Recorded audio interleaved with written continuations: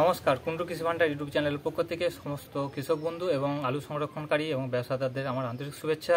ভিডিওটি প্রচুর পরিমাণে শেয়ার করে দেন। যারা নতুন আছেন চ্যানেলটিকে সাবস্ক্রাইব করে পাশে থাকা বেল আইকনটি অন করে দিবেন। প্রচুর পরিমাণে শেয়ার করে দেন এবং ভালো লাগলে ভিডিওটি লাইক কমেন্ট শেয়ার করে দিবেন। আপনারা জানেন আগামী দিনে আরও নভেম্বর মাসে নিম্নচাপ রয়েছে। আমার কাছে যে রিপোর্টটা এসছে আলুর দামে সেটা আমি তুলে ধরবো। তার আগে আমি কিছু কথা বলতে চাইছি যে আলুর নিকাশি যেটা রয়েছে প্রায় 70 থেকে 72% যে আলুটা রয়েছে, 28 থেকে 30% আলু রয়েছে। সেই আলুটা আমাদের এমনিতেই লেট হয়েছে নিম্নচাপের প্রভাবে, উত্তর বলুন দক্ষিণবঙ্গে বলুন। তাহলে আমাদের যে আলুটা স্টকে রয়েছে 30% আমি ধরলাম, সেই আলুটা কিন্তু জানুয়ারি মাসের মধ্যে শেষ হয়ে যাবে। তাহলে আলু কিন্তু স্টক বেশি থাকবে না। এমনিতেই উত্তরবঙ্গে বলুন, ইউপিতে যে পরিমাণে বৃষ্টি হয়েছে, সেই ফারুকাবাদ বলুন, সমস্ত জায়গায় আলু নষ্ট হয়ে গেছে।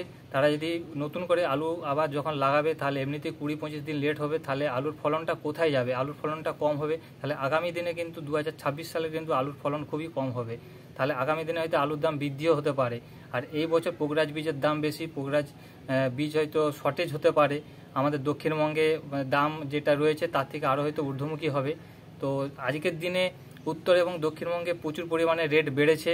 দক্ষিণবঙ্গের তুলনায় উত্তরবঙ্গে কিন্তু 1 লক্ষ টাকা পেরিয়ে গেছে। উত্তরবঙ্গে জ্যোতি আলু ফ্রি বন্ডের দাম রয়েছে 1 লক্ষ থেকে 1,05,000 এইভাবে যাচ্ছে। কোথাও কোথাও ভালো কোয়ালিটি হলে, নাহলে 1 লক্ষ টাকা বন্ড। তাহলে সোহেল দাসের কিন্তু কথা মিলে গেল। সোহেল দাস যে কথাটা বলেছিল 1 লক্ষ টাকা এবং 1,20,000 টাকা এবং 1,40,000ও হতে পারে, সেই দিকেই কিন্তু এগোচ্ছে।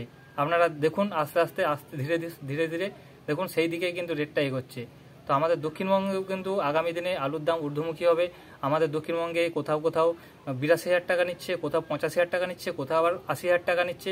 আবার আমাদের হুগলি ডিস্ট্রিক্টে চলে গেছে প্রায় 90 থেকে 95,000 টাকা। তো আগামী দিনে হয়তো 1 লক্ষ টাকা আমাদেরও দক্ষিণবঙ্গে বন্ড হয়ে যাবে। তো এই ছিল আমার আজকের বার্তা। যারা আলু সংরক্ষণ করে রেখেছেন তারা ধীরে ধীরে আলুর বন্ডটাকে বিক্রি করতে থাকুন। আগামী দিনে কী হয় আলুর দামটা সেটা দেখে আপনারা বিক্রি করবেন।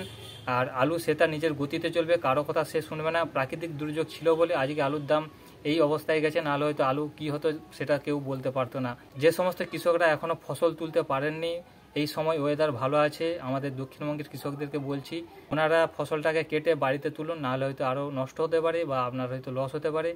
যারা বীজ বাড়িতে নিয়ে চলে গেছেন তারা কিছুদিন ধৈর্য সহকারে থাকুন। ওয়েদারটা ক্লিয়ার হয়ে গেলে, মাটি শুকনো হয়ে গেলে আলুটা আপনারা ঘুরে চাষ করবেন। অনেক জায়গায় আলু নষ্ট হয়ে গিয়েছে, আমাদের বাঁকুড়া জেলা পুরো নষ্ট হয়ে গেছে। তো সেই জন্য বলছি যে একটু ধীরে সুস্থে আপনারা ওয়েদার দেখে চাষটা করবেন। এই ছিল আজকের আমার বার্তা। ভালো থাকবেন, সুস্থ থাকবেন। আমার কমেন্টের আমার যে আজকের দাম সেটা হয়তো আপনাদের সঙ্গে নাও মিল হতে পারে। আপনারা আপনাদের এলাকায় কী দাম যাচ্ছে সেটা অবশ্যই কমেন্টে জানাবেন। যারা নতুন আছেন চ্যানেলটিকে সাবস্ক্রাইব করে পাশে থাকা বেল আইকনটি অন করে দিবেন। প্রতিদিন যখন ভিডিও ছাড়বো আপনাদের কাছে পৌঁছে যাবে। সবাই ভালো থাকবেন, সুস্থ থাকবেন।